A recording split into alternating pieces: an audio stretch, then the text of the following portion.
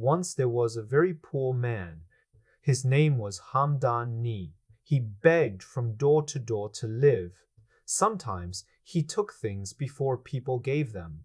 After some time, people became afraid of him. They stopped giving him food. They did this to keep him away from their houses. At last, he had no food. Every morning he went to the dust heap of the village.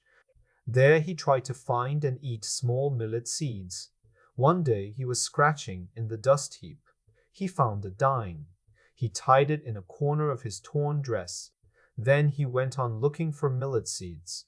But he could not find any.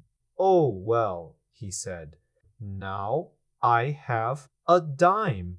I am fine. I will go home and sleep." He drank water. Then he went to sleep. The next morning he went again to the dust heap. He was scratching there. He saw a countryman walking. The man carried a basket of twigs. Haamdaanee called to him, "Hi, countryman. What is in that cage?" The countryman was Muhaadin. He answered, "Gazelles." Haamdaanee called again, "Bring them here. I want to see them." There were 3 rich men standing near. They saw the countryman walk to Haamdaanee. They smiled. So they said, "You are wasting your time, Muhaadin." "How so, gentlemen?" he asked. They said, "That poor man has nothing. He has no money." "Oh, maybe he has," said Muhaadin. "I do not know." "No, not him," they said. "Look well," one of them said, "but he is on the dust heap. Each day he scratches there like a hen. He only finds small millet to stay alive. If he had money, would he not buy food? Do you think he will buy a gazelle? He has no food even for himself. How can he feed a gazelle?" But Muha'adim said, "Gentlemen, I sell to all people. I go to all who call me. I do not choose one and leave another. This man called me, so I will go to him." "All right," said the first man, "but we know him well. We know his home. You will see we speak truth when you talk to him." The third man said, "Clouds mean rain, but we see no sign that he will spend money." "All right, gentlemen," said Muhadim. "Many rich people call me too. When I show my gazelles, they say, 'Yes, very nice, but too much money. Take them away.' So I will not be sad if this man says the same. I will go to him anyway." Then one of the 3 men said, "Let us go with you. We want to see what the beggar will buy." "Sure," said another man. "Buy? You speak like a fool. I know he has not eaten a good meal for 3 years. A man like him has no money for gazelles. But let us go. If he makes this poor countryman carry the load only to look at the gazelles, let us each hit him hard with our sticks. Then he will learn to respect honest sellers." So when they came near him, one of the 3 men said, "Here are the gazelles. Now buy one." So, "Here they are, old liar. You will look at them, but you cannot buy them." But Haamdaanee did not listen to the men. He said to Muhadim, "How much is one gazelle?" Then another of the men said, "You are very simple." He said, "I want to buy one for a dime." "One for a dime?" The men laughed. "Of course you want one for a dime. Maybe you also want the dime to buy with." Then one man pushed him on the cheek. Haamdaanee turned and said, "Why do you push me on the cheek? I did nothing to you. I do not know you. I call this man to do some trade.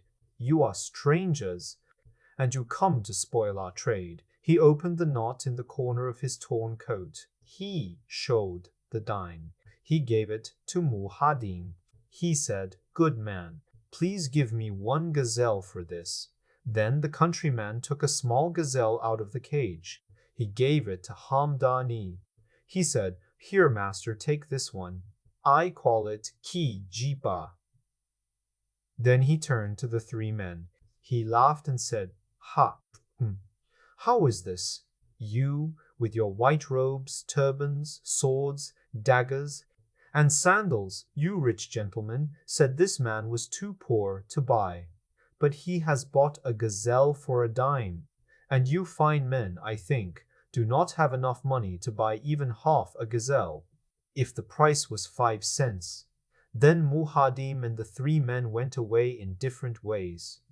Haamdaanee stayed at the dust heap. He looked until he found some millet for himself and some for Kijipa, the gazelle. Then he went to his hut. He spread his mat. He and the gazelle slept together. He went to the dust heap each day. He found a little millet. Then he went home to sleep. This went on for about a week. One night Haamdaanee woke up. Someone called Master. He sat up and answered, "Here I am." "Who is calling?" the gazelle answered. "I am." The poor man became very afraid.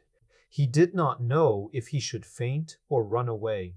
Seeing him so weak, Kejipa asked, "Why, master, what is wrong?" "Oh dear," he said, "what a strange thing I see." "A strange thing," said the gazelle, looking around. "What is this strange thing that makes you act like this?" "It is so strange.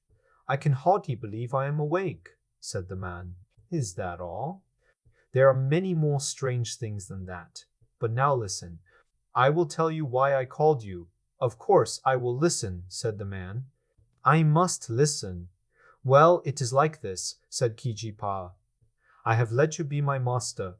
I cannot run away from you. So I want you to make an agreement with me. I will make a promise and I will keep it." "Go on," said the man. "Now," said the gazelle, "anyone can see you are very poor. You scratch in the dust heap for a little millet every day. You live on it. That is fine for you. You are used to it because you must do it. But if I eat the same way, I will die. I need other food. So I want to go out every day and find food for myself. I promise I will come back every evening." "Well, I think I must say yes," said the man, not very happy.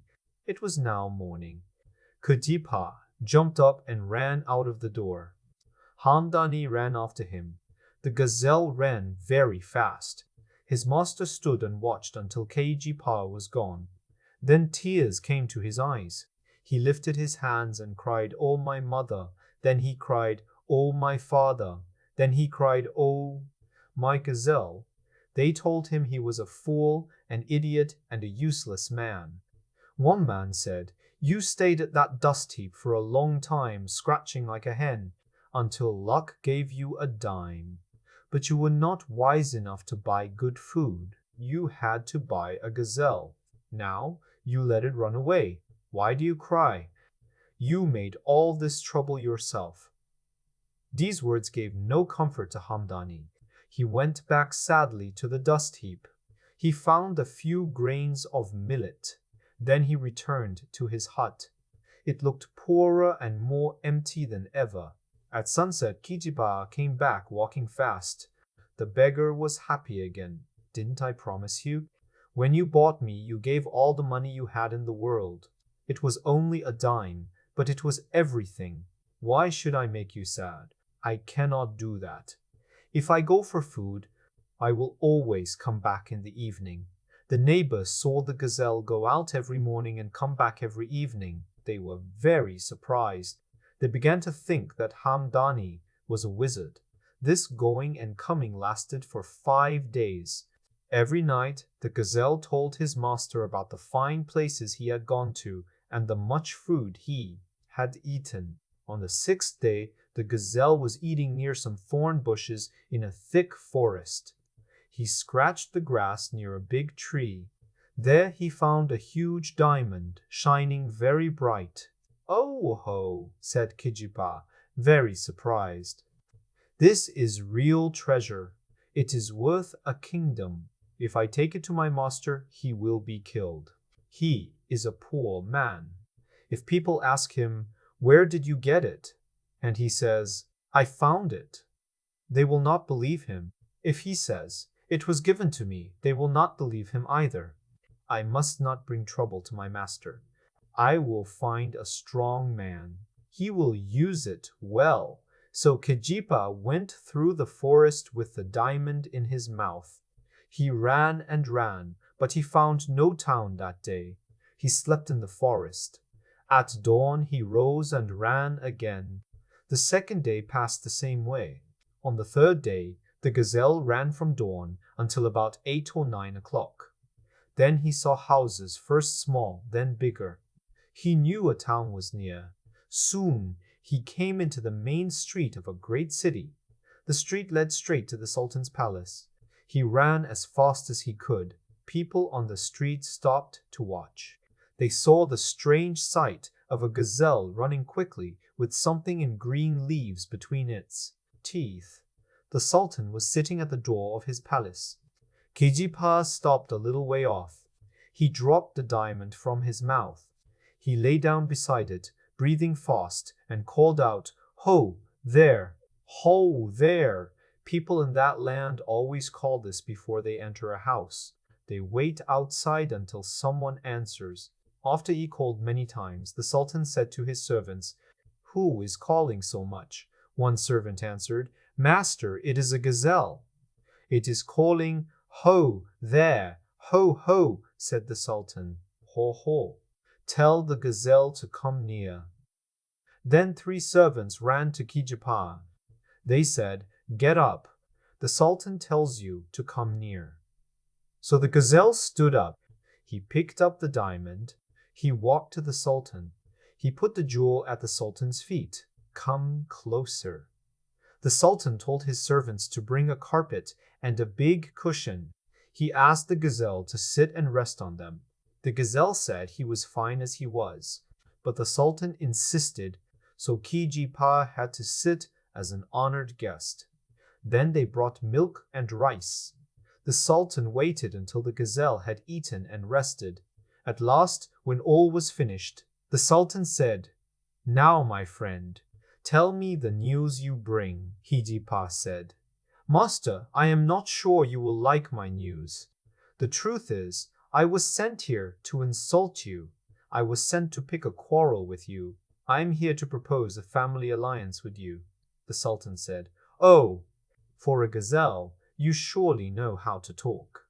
The truth is, I am waiting for someone to insult me. I want someone to quarrel with me.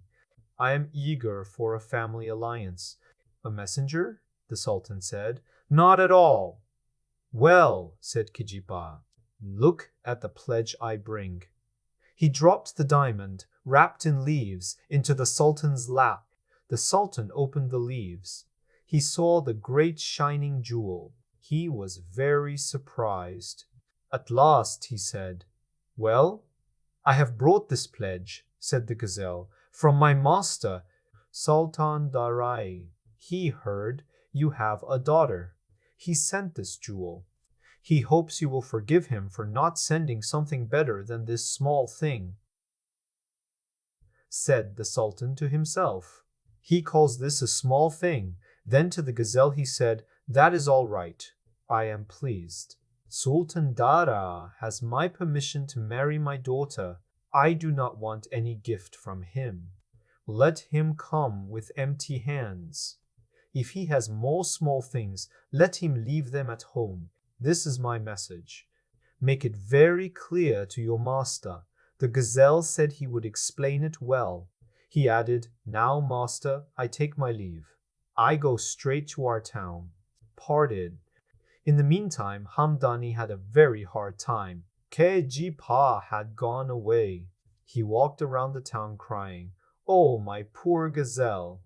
My poor gazelle!" The neighbors laughed and said bad things about him. With their teasing and his loss, he almost lost his mind. One evening when he was in bed, Kejipa walked in. Haamdaanee jumped up. He hugged the gazelle and cried and kissed it a lot. He was very happy. When the gazelle thought that was enough, it said, "Come, quiet now, my master. I have good news." But the man kept crying and holding the gazelle. He said he thought the gazelle was dead. At last Kejipa said, "Well, master, I am fine. You must be strong. Tell me.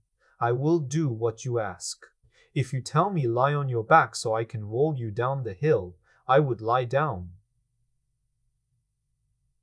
"Well," said the gazelle, "I have not much to say now, but I will tell you this. I have seen many foods, good foods and bad foods, but the food I will give you is very sweet." "What?" said Haamdaanee. "Can anything in this world be only good? Everything has good and bad. Food that is both sweet and bitter is good. I am too tired to talk about ideas. Let us sleep now. When I call you in the morning, you must get up and follow me." At dawn they started. The gazelle led the way. The way! For 5 days they walked through the forest. On the 5th day they came to a stream. Kijipa said to his master, "Lie down here." When the man lay down, the gazelle hit him many times. The man cried, "Oh, please stop." "Now," said the gazelle, "I am going away. When I come back, I want to find you here. Do not leave this place." Then the gazelle ran away. At about 10 in the morning, he reached the sultan's house. Since Kijipa left the town, soldiers had watched the road. They watched for Sultan Darai. One soldier saw the gazelle far off. He ran and told the Sultan, "Sultan Darai is coming." "I saw the gazelle running this way." The Sultan and his men went to meet the guests. After they walked a little, they met the gazelle alone. Kijipa said, "Do not ask me. I can hardly walk. My news is bad." "Why?" asked the Sultan. "Oh dear," said the gazelle. "Bad things happened. Sultan Darai and I came here. In the thick forest, robbers met us. They tied him and beat him. They took all his things. They took his clothes. Oh dear, oh dear. We must help at once," said the Sultan. He hurried back with his men to his house. He told the groom, "Saddle the best horse. Put on the best harness." He told the woman servant, "Open the big chest. Bring a bag of clothes." She brought it. He chose a loincloth, a long white robe, a black overjacket, a shawl for the waist, and a turban cloth. All were very fine. He also got a curved sword with a gold handle, a curved dagger with gold work, a pair of nice sandals, and a fine walking cane. The Sultan said to Kijipa, "Take some soldiers. Let them carry these things to Sultan Darai. He can dress and come to me." But the gazelle said, "No, master. Can I take soldiers and show Sultan Darai to shame? He lies there, beaten and robbed. I do not want people to see him like that. I can carry everything myself." "Why," said the Sultan, "here is a horse, and there are clothes and weapons. How can a little gazelle carry all that?" But the gazelle had them tie everything on the horse's back. He had the bridle tied around his own neck. Then he set off alone. All the people of the city, rich and poor, looked at him with wonder. When he came back to the place where the beggar lay, he found him waiting. The man was very glad to see him. "Now," said the gazelle, "I have brought you the sweet food I promised. Get up and wash yourself." The man was shy. He went into the stream and wet himself a little. "Oh," said the gazelle, "that is not enough. There is too much water there. They bite people.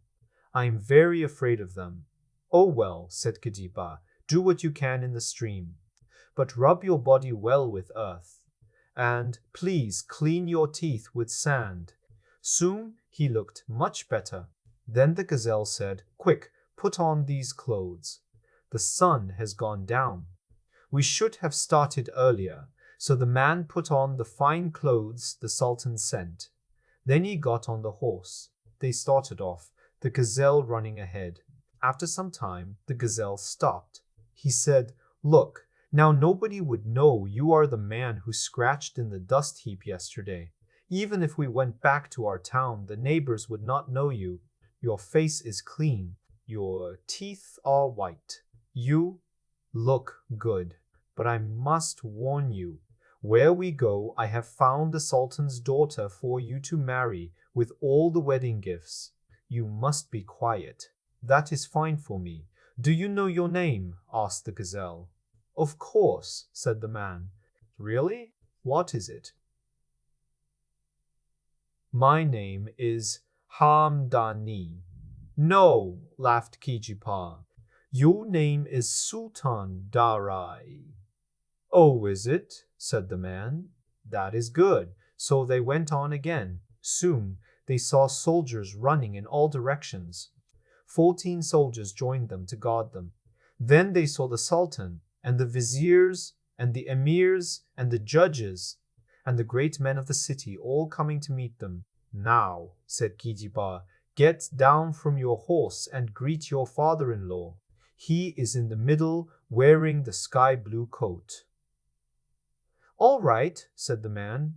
As he jumped off his horse, a soldier led the horse away. Then the two sultans met. They shook hands. They kissed each other. They walked to the palace together. There they had a great feast. They were happy and talked until night. Then Sultan Darai and the gazelle were taken into an inner room. 3 soldiers stood at the door to guard and serve them. When morning came, Kijipa went to the Sultan. He said, Master, we are here for our business. We want to marry your daughter, said the Sultan. Boy, said the Sultan, the bride is ready. Call the teacher, Mu, and tell him to come at once. When Mu came, the Sultan said, We want you to marry this man to my daughter right now. I am ready, said the teacher. So they were married. Early the next morning, the gazelle said to his master, Now I go on a journey. I will be gone for about a week. But no matter how long I am gone, do not leave the house until I return. Goodbye. Then he went to the real Sultan and said, Good master, Sultan Darai has sent me back to our town to put his house in order. He told me to come here again in a week, if I do not return by that time. But the gazelle said he could take care of himself as he had shown on other trips. He wished to go alone. So they said goodbye kindly and parted. But Kijipa did not go toward the old village. He went by another road through the forest. After a time he came to a fine town with large and beautiful houses. He walked along the main street to the far end. He was very surprised. The town seemed to have no people. He did not see a man, woman, or child. At the end of the street, he saw the biggest and most beautiful house he had ever seen. It was built of sapphire, turquoise, and fine marbles. Oh my, said the gazelle. This house would be perfect for my master. I must be brave and see if this house is empty like the others in this strange town. So Jipa knocked at the door. He called, Hello there, many times, but no one answered. He said to himself, This is strange. If no one was inside, the door would be locked outside. Maybe they're in another part of the house, or asleep. Hul, low. Right away an old woman inside answered, Who is calling so loudly? It is I, your grandchild, good mistress, said Ka-ji-pa. If you are my grandchild, said the old woman, go home at once. Mistress, I have only a few words to say to you. My grandson, she said, I do not open the door only because I fear to bring death to you and to me. Oh, do not fear. I think we are safe enough for now. Open the door and hear what I want to say. So the old woman opened the door. Then they greeted each other politely. After that, she asked the gazelle, What is the news from your home, grandson? Everything is going along pretty well, said he. The news here is very bad. If you want a place to die, this is it. For a fly to die in honey is not bad for the fly, and it does not hurt the honey. You can be calm, said the old woman, But if men with swords and shields could not escape, how can a small thing like you be safe? I tell you again, go back where you came from. I care more for your safety than you do." "Well," said Kijiba, "I cannot go back now. I want to learn more about this place." "Who owns it?" "Ah, grandson," said the old woman, "this house has great wealth, many people, and hundreds of horses. The owner is Nioka Maku, the very large snake. He owns the whole town." "Oh ho! Is that so?" said Kijipa. "Look, old woman, can you tell me a plan to get near this big snake so I can kill him?" "Mercy!" cried the old woman. "Afraid? Do not say that. You put my life in danger. I think Nioka Mauku can hear what is said in this house. I am a poor old woman. I cook for him. When the big snake comes, the wind blows and dust flies like a storm. Then he comes to the yard. He eats until he is full. Then he goes inside to drink. After that, he leaves. This happens every other day when the sun is high. I must tell you, Nioka Maku has 7 heads. Do you think you can fight him?" "Do not worry, mother," said Kijipa. "Does this big snake have a sword?" "He has," she said. She took a sharp, pretty blade from its peg and gave it to him. "But what good is it? We are already dead." "We will see about that," said Kijipa. Just then the wind began to blow and the dust to fly like a great storm. "Do you hear the great one coming?" cried the old woman. "Sure," said the gazelle. "I am great too, and I am inside. 2 bulls cannot live in one pen. Either he will live in this house, or I will." The old woman was afraid, but she had to smile at the brave little gazelle. She told again how men with swords and shields were killed by the big snake. "Ah, stop your talking," said the gazelle. "You cannot always judge a banana by its color or size." He went to all the pots and ate what was in them. Then he came to the door. "Hello, old woman," said he. "Why do I smell a new smell inside?" "Oh, it is nothing, master," said the old woman. "I was so busy I could not care for myself." He stood just inside the door. When the snake put in his first head, it was cut off so fast that the snake did not know. He put in his second head, and it was cut off the same way. Feeling pain, he cried, "Who is in there scratching me?" Then he put in his third head, and that was cut off too. This went on until 6 heads were gone. Then the snake shook his body and made so much dust that the gazelle and the old woman could not see each other. Then the snake pushed in his 7th head. The gazelle cried, "Now your time has come. You climbed many trees, but not this one." He cut it off. Then he fell down in a faint. The old woman, though 75 years old, jumped and shouted and laughed like a little girl. She ran for water. She sprinkled it on the gazelle. She turned him this way and that until at last he sneezed. She was happy. She fanned him and cared for him until he was well. "Oh my," she said, "who would think you could fight him, my grandson?" "Well," said Kijiba, "it is over. Now show me everything in this place." So she showed him everything, from top to bottom, rooms full of goods, rooms full of fine food, rooms with handsome people who had been prisoners for a long time, slaves, and all things. Next he asked her if anyone might come to claim the place or make trouble. She said, "No one. You stay here and take care of these things until I bring my master." He said to himself, "When my master comes, he will be very happy with what I have done for him. He will value it after the hard life he lived before. As for his father-in-law, not one house in his town is as fine as this." On the 4th day, he left. Soon he reached the town where the Sultan and his master lived. All the people were very happy. The Sultan was glad to see him again, and his master felt like his life had begun again.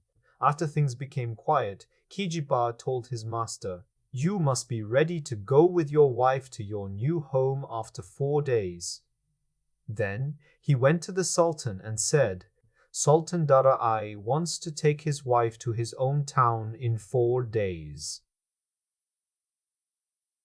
But the gazelle said it was his master's wish.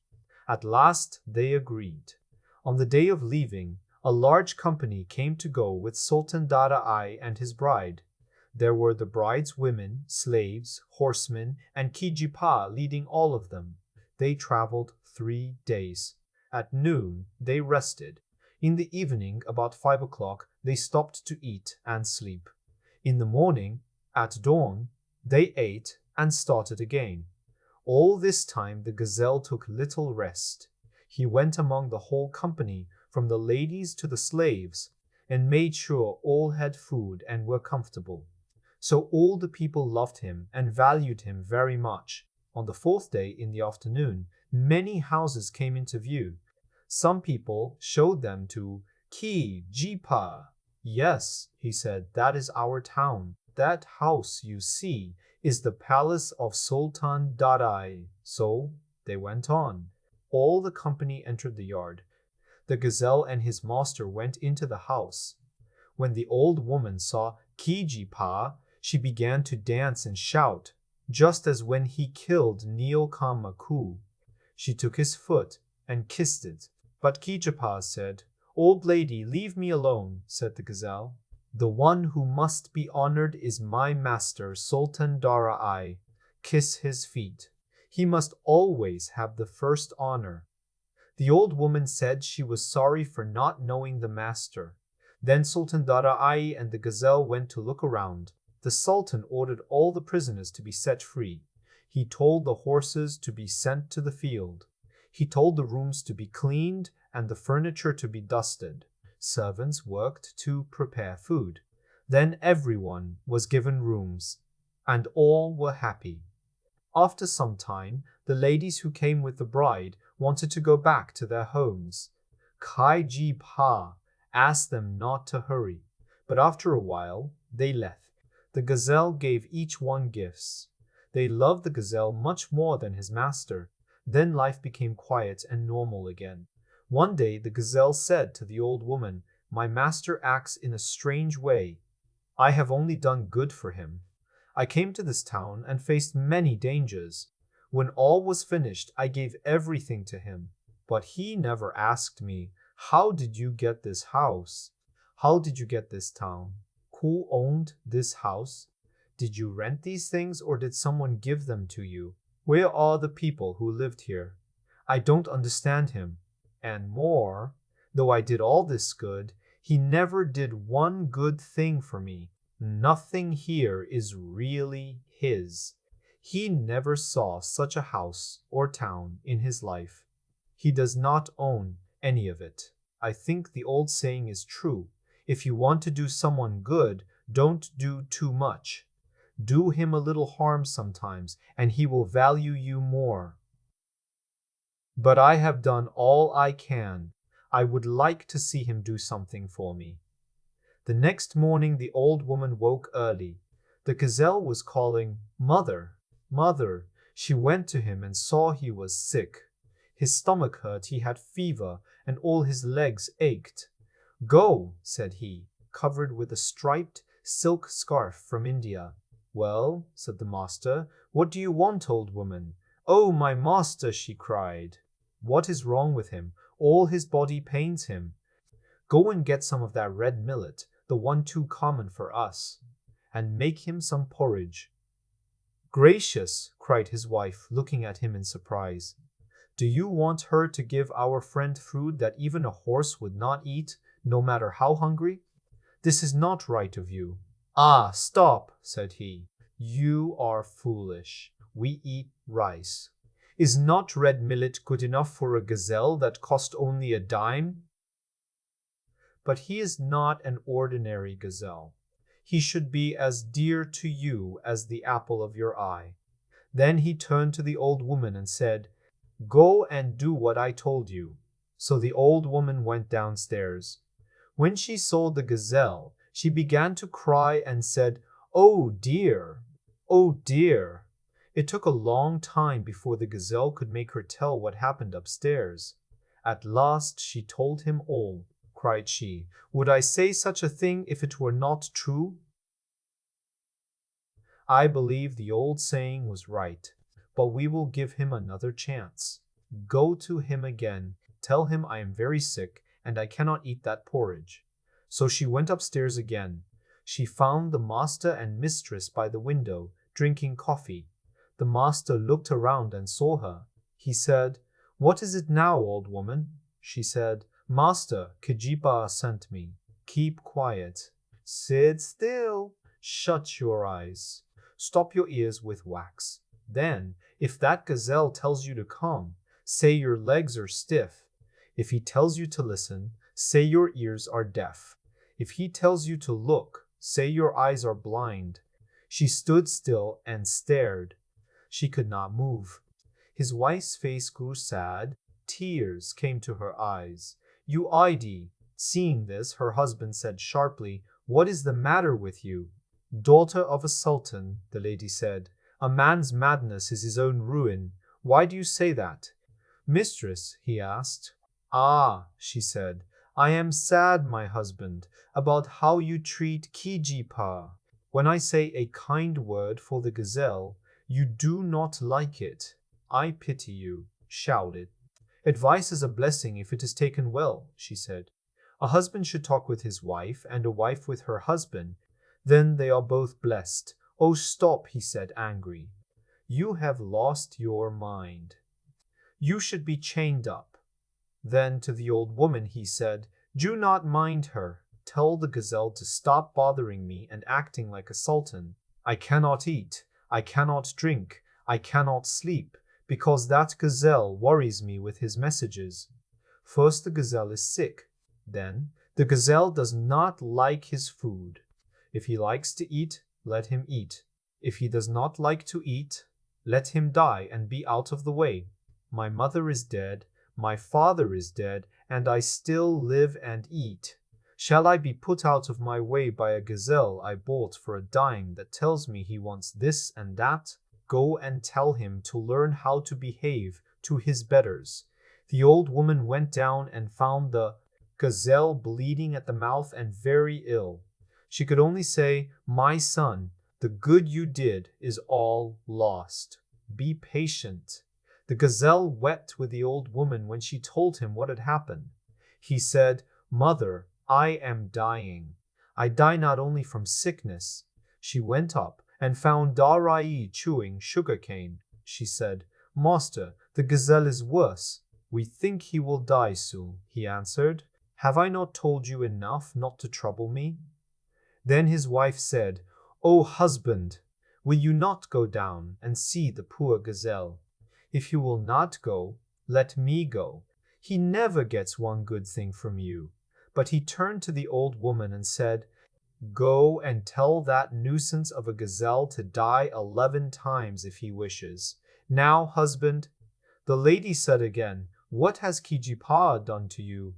Has he harmed you? You use such words only to your enemies. The gazelle is not your enemy. All people who know him, great and small, love him. They will think badly of you if you neglect him." And he would not argue more. So the old woman went down and found the gazelle worse than before. Meanwhile, Sultan Darai's wife gave some rice to a servant to cook for the gazelle. She also sent him a soft shawl to cover him and a pillow to lie on.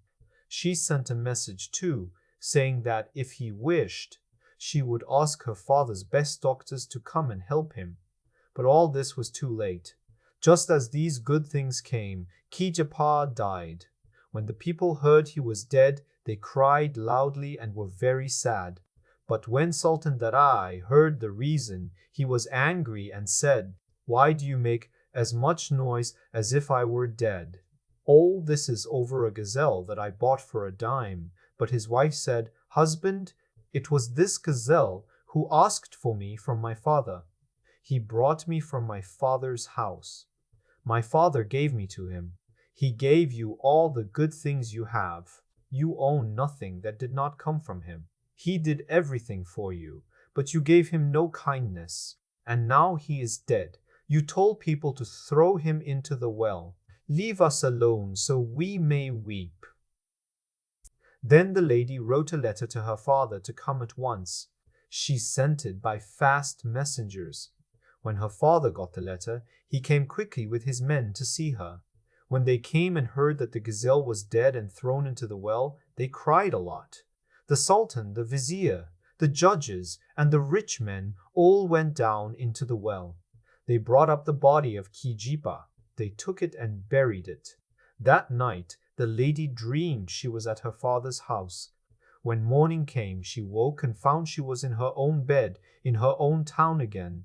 Her husband dreamed he was on the dust heap, scratching. When he woke, there he was, both hands full of dust, looking for millet grains. He looked around, shocked, and said, "Oh, who tricked me? How did I get back here?" Then children passing by saw him. They laughed and shouted, "Hello, Haamdaanee, where have you been? Where did you come from?" And the beggar man kept scratching for millet in the dust heap until he died. If this story is good, the goodness belongs to all. If it is bad, the badness belongs only to the one who told it.